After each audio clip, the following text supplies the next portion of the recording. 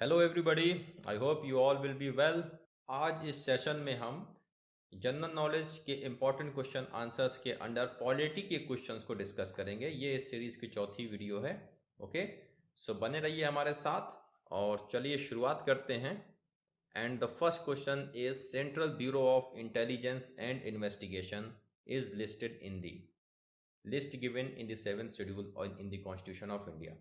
तो पूछा यह गया है कि Central bureau of intelligence and investigation जो है वो किस लिस्ट के अंदर आता है। Options are union, state, concurrent और none of the above. So जो Central bureau of intelligence and investigation है ये यूनियन लिस्ट के अंडर आता है। Okay, so this is a part of union government, so only parliament of India can make laws for central bureau of intelligence and investigation. जो 7th schedule है constitution of India का, it defines and specifies allocation of powers and functions between union and states. तो जो 7th schedule में 3 different list को mention किया गया है। The first one is union list, second one is state list, third one is concurrent list. Union list के under right now 98 items are listed. Okay, originally there were 97। इसी तरीके से state list में 61 items are listed, originally there were 66। तो 5 items यहां से निकाल दिए गए हैं और वो 5 आइटम्स को कॉन्करेंट लिस्ट में डाल दिया गया। ओके, सो कॉन्करेंट लिस्ट में right now there are 52 items listed, initially there were 47। तो पहले 47 थे। स्टेट लिस्ट के 5 आइटम्स को कॉन्करेंट लिस्ट में ऐड कर दिया गया, जिसकी वजह से इसकी संख्या जो है 5 बढ़ गई, स्टेट की संख्या 5 घट गई। ओके, सो यूनियन लिस्ट के अंदर जो भी आइटम्स होंगे उसमें यूनियन गवर्नमेंट और parliament of India has exclusive right to legislate on these matters.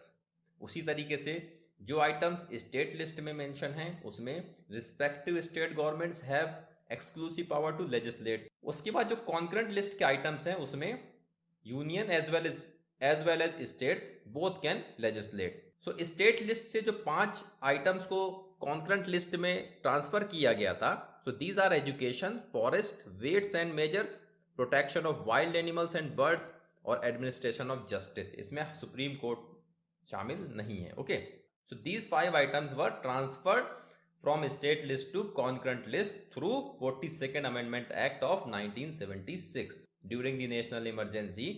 उस time these 5 items from state list are transferred to concurrent list. Okay, इसके अलावा एक चीज और है, रेजिडुअल पावर की बात भी की गई है कॉन्स्टिट्यूशन में। रेजिडुअल पावर का मतलब है कि मान लीजिए फ्यूचर में कोई ऐसा टॉपिक निकल के आता है या कोई ऐसा आइटम निकल के आता है जो ना कि स्टेट लिस्ट में है, ना ही यूनियन लिस्ट में है और ना ही कॉन्करेंट लिस्ट में है।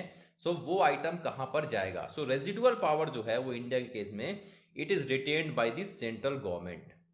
ओके, यहां पर सेंट्रल गवर्नमेंट का रोल जो है वो ज्यादा है, जबकि यूएस के केस में रेजिडुअल पावर जो है वो स्टेट्स को दी गई है। यानी कि अगर कोई नया टॉपिक निकल के आता है या नई कोई डिस्कवरी होती है या कोई नई समस्या आती है जो कि इन लिस्ट में नहीं है, so in case of United states have the power to legislate on these issues, but in case of India residual power is retained by the union government. Okay, so जो इस तरीके की जो structure होती है उसी को बोलते हैं quasi federal structure. Quasi federal structure का मतलब है कि we are federal but with a strong centre. Federal का मतलब स्टेट्स के अपने राइट है, बट सेंट्रल गवर्नमेंट जो है it is stronger than the states. इसी के अलावा एक चीज और है, डिस्ट्रीब्यूशन ऑफ पावर।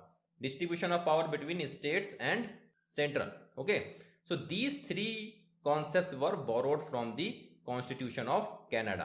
Okay, और जो concurrent list है ये जो concept है it has been borrowed from the Constitution of Australia. Okay, ये भी important था। so ये ऑस्ट्रेलिया से लिया गया है। These 3 items are borrowed from the Constitution of Canada. Okay, moving to the next question. Next question is the Sarda Act is related to, and the options given are upliftment of scheduled tribes, upliftment of minorities, child marriage or empowerment of women. Okay, so the Sarda Act it is related with the child marriage. Okay, so child marriage restraint act था 1929 में, इसी का दूसरा नाम है सारदा act. इसको Sharda act इसलिए कहते हैं because this act was introduced by the Harbilas Sarda. So Harbilas Sarda was the sponsor of Child Marriage Restraint Act of 1929. That's why Sarda act का ही दूसरा नाम है child marriage restraint act. Okay, ये जो हरबिलास सारदा जी थे, he was the jurist as well as a politician and he was also elected as the member of Central Legislative Assembly। जो Central Legislative Assembly थी of the British India, और इसको ये मान लीजिए कि lower house of the British India, so he was elected in the Central Legislative Assembly in January 1924। उसके बाद इन्होंने चाइल्ड मैरिज रिस्ट्रेंट एक्ट को इंट्रोड्यूस किया था in the central legislative assembly. Okay, child marriage restraint act of 1929 के under जो as को limit किया गया था वो for boys this was 18 years कि 18 साल से कम आयु के लड़कों की शादी चाइल्ड मैरिज में आएगी, और in case of girl it was 16 years. So 18 years for the boys and 16 year for the girl. Okay, so this was the age defined under child marriage restraint act of 1929। अभी 2006 में इस act को repeal किया गया है 1929 वाले act को by a new act which is the prohibition of child marriage act of 2006। 2006 में एक नया एक्ट पार्लियामेंट ने पास किया है और इस नए एक्ट ने इस पुराने एक्ट को रिपील कर दिया। Okay, so what is child marriage? As per the United Nation Children's Fund, UNICEF जो है वो डिफाइन करता है। यूनिसेफ का हेडक्वार्टर इज इन न्यूयॉर्क, इसको याद रखिएगा, न्यूयॉर्क में है इसका headquarter.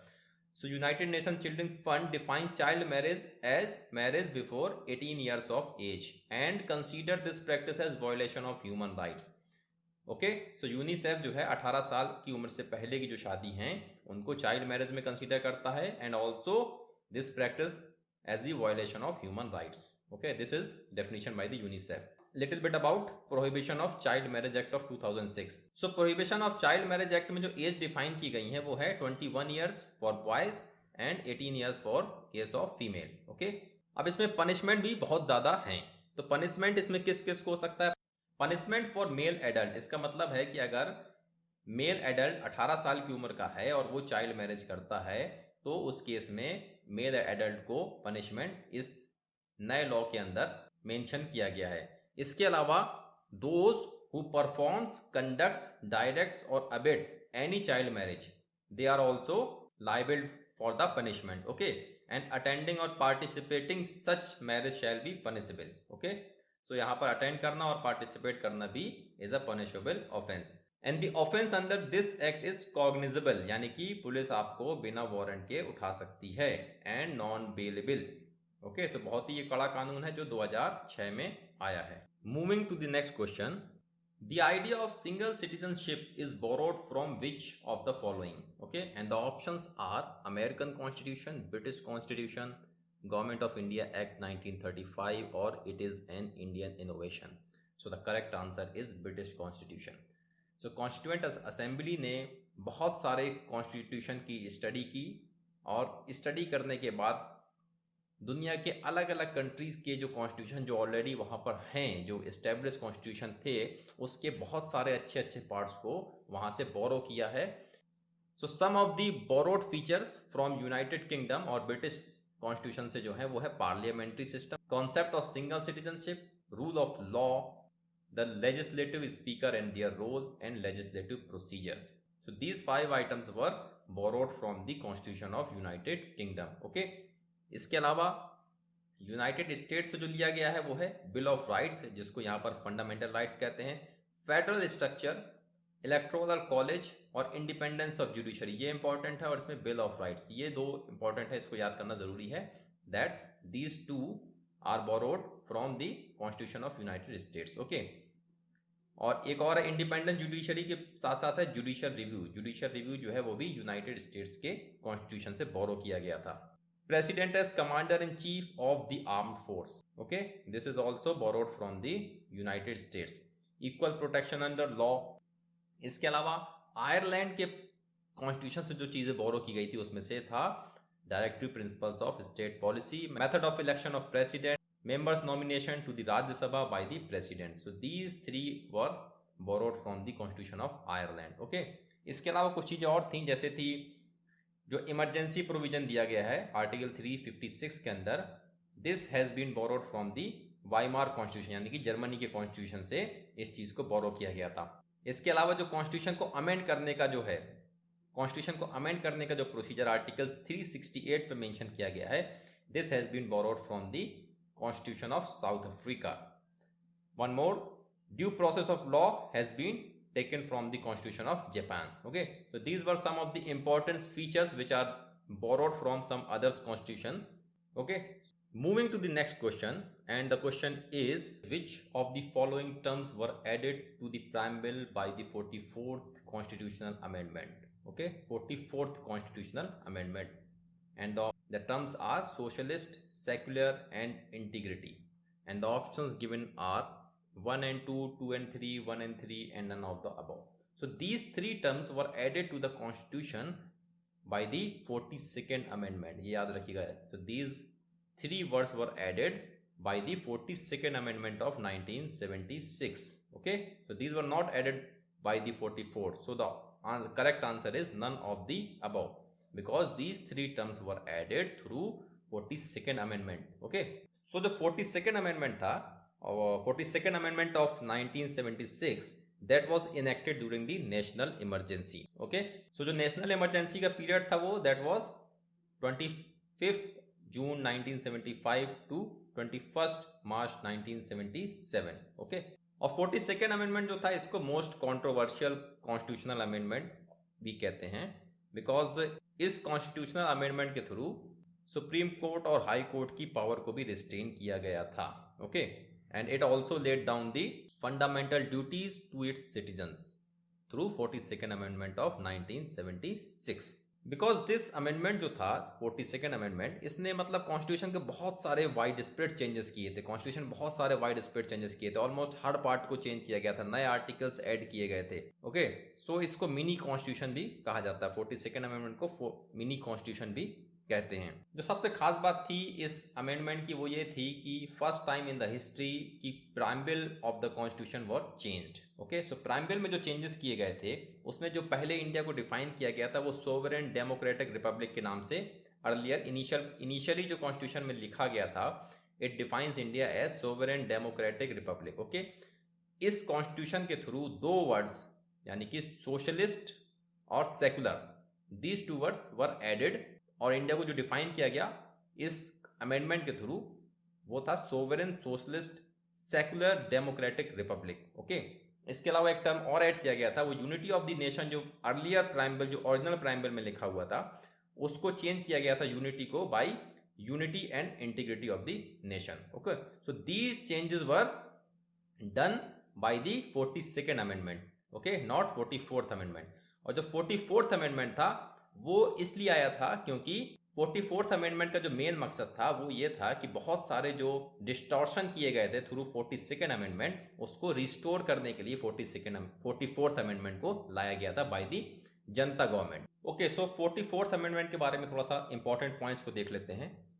So first point is restore the original term. Okay, so 44th amendment में क्या हुआ था, जो लोकसभा और स्टेट असेंबली का जो टेन्योर है उसको वापस से 5 साल के लिए कर दिया गया था. Because through 42nd amendment the terms were changed from 5 year to 6 year. तो पहले 6 साल के लिए कर दिया गया था, उसको वापस से 5 साल के लिए रिस्टोर किया गया था, term of Lok Sabha and the state legislative assemblies. Okay, इसके अलावा जो चीज़ की गई थी वो कोरम को वापस लाया गया था. 42nd अमेंडमेंट जो हुआ था उसमें कोरम को रिमूव कर दिया गया था, और इस 44th अमेंडमेंट के थ्रू कोरम को वापस इंट्रोड्यूस किया गया था. कोरम का मतलब है कि किसी भी पार्लियामेंट हो या फिर स्टेट असेंबली हो, उसको प्रोसीड करने के लिए एटलीस्ट 10% मेंबर्स की प्रेजेंस जरूरी है. Okay, so this was removed by the 42nd amendment, so this was restored bye the 44th amendment. Okay, इसके अलावा जो एक चीज़ और की गई थी वो constitutional protection to the publication. जो पब्लिकेशंस को स्टेट असेंबली या फिर पार्लियामेंट की प्रोसीडिंग्स को अगर वो एज इट इज लिखते हैं जो कि वहाँ पर हो रहा है, so they were protected through this constitutional amendment. Okay, इनको कोई भी जेल वगैरह नहीं हो सकती, प्रोवाइडेड कि वो उन चीज़ों को रिपोर्ट करें जो कि वहाँ पर हुई हैं. ओके, इसके अलावा एक चीज़ और लाई गई थी इस कॉन्स्टिट्यूशनल अमेंडमेंट के थ्रू, वो था empowered the president to send back once the advice of cabinet for the reconsideration. अभी कोई भी बिल अगर प्रेसिडेंट के पास जाएगा तो president of India can send this bill back to the cabinet for the reconsideration. और ये जो रिकंसिडरेशन के लिए भेजा गया है वो बाइंडिंग नहीं होता है कैबिनेट के ऊपर। तो अगर कैबिनेट दोबारा से वापस इस चीज को प्रेसिडेंट के पास भेजती है तो प्रेसिडेंट को उस पर साइन करना ही पड़ता है। ओके, इसके अलावा जो एक मेजर चेंजेस किए गए थे वो restore the same power of the supreme court and high court. Supreme court और हाई कोर्ट की पावर को इसमें वापस से रिस्टोर कर दिया गया था। ओके, एक चीज जो बहुत इंपॉर्टेंट चेंजेस किए गए थे उनमें से एक था it replace the term internal disturbance by armed rebellion. Okay, so emergency लगाने के लिए पहले इंटरनल डिस्टर्बेंस जो है दैट वाज इनफ, बट इसको चेंज किया गया था कि आर्म रिबेलियन, अगर आर्म में रिबेलियन होगा उसी केस में नेशनल इमरजेंसी को लगाया जा सकता है। ओके, इसके अलावा एक चीज और की गई थी, the 44th amendment deleted the right to property from the list of fundamental rights. Okay, so right to property को फंडामेंटल राइट से हटा के इसको लीगल राइट बना दिया गया था। सो राइट टू प्रॉपर्टी जो है अब फंडामेंटल राइट नहीं रहा आफ्टर 44th कॉन्स्टिट्यूशनल अमेंडमेंट। एक और बहुत ही इंपॉर्टेंट अमेंडमेंट किया गया था वो था fundamental rights guaranteed bye article 20 और आर्टिकल 21 में जो फंडामेंटल राइट्स मेंशन है उसको they can not be suspended during the national emergency. So this was done by the 44th constitutional amendment. Okay, moving to the next question, and the question is, before the first legislature was elected in India by general elections of 1951 and 1952, जो 1951-1952 में जो पहला general election हुआ था उससे पहले which body acted as the legislature for India? And the options given are legislature of Britain or Supreme Court of India, Executive Council of Viceroy or Constituent Assembly. So the correct answer is Constituent Assembly. So Constituent Assembly acted as the legislature for India before the first general election of 1951 and 1952. आज़ादी के बाद जो पहला general election हुआ था वो 1951-1952 में हुआ था। ओके, बट जो कंट्री था वो तो 1947 में इंडिपेंडेंस उसको मिल गई थी। तो इस ड्यूरेशन में जो कॉन्स्टिट्यूएंट असेंबली थी that constituent assembly acted as the legislature for India. Okay, constituent assembly ने कॉन्स्टिट्यूशन को बनाया, ओके, एंड इसको 26 नवंबर 1949 को अडॉप्ट कर लिया था। सो कॉन्स्टिट्यूएंट असेंबली जो है अडॉप्टेड द कॉन्स्टिट्यूशन ऑन 26 नवंबर 1949 और जो कॉन्स्टिट्यूशन है वो इनेक्ट हुआ था 26 जनवरी 1950। ओके, सो इस डेट में ये इनेक्ट हुआ था और इसीलिए हम 26 को एज अ रिपब्लिक डे की तरह सेलिब्रेट करते हैं। Okay, so after the adoption of constitution on 26 November 1949 जो असेंबली थी constituent assembly it continued to act as the interim parliament. So ये कभी कभी क्वेश्चंस को घुमा के पूछा जा सकता है। सो कॉन्स्टिट्यूएंट असेंबली ने it acted as a interim parliament. Okay, and this interim parliament was headed by Jawaharlal Nehru who later became the first prime minister of India. Okay, so that's all for this session. I hope कि आपको ये session अच्छा लगा होगा।